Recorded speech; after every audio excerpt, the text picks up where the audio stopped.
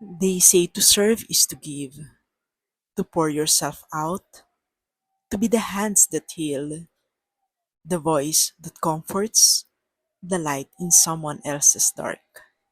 And yes, that is sacred. That is holy. That is love.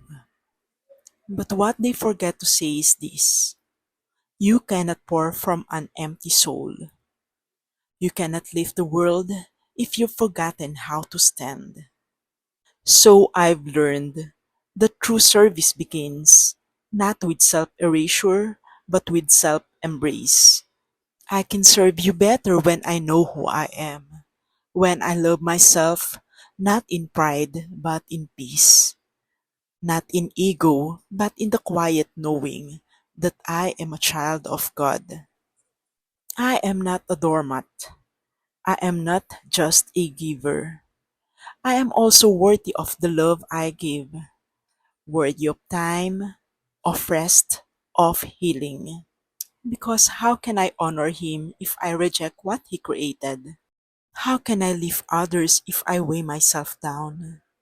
With guilt, with shame, with the lie that I must break to be good? So I love, I serve, I give my hands, my words, my prayers, but I give them rooted, anchored in grace. I lift others, but I don't forget to lift my eyes to the one above, the source, the reason. And when the burden feels too heavy, I don't pretend to carry it all. I ask, I kneel, I whisper, Lord, guide me.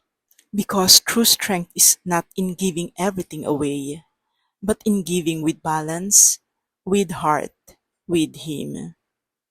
So here I am, still serving, still loving, but no longer lost in the act, because I've found myself in Him. And from that place I rise, and I give fully, freely, faithfully.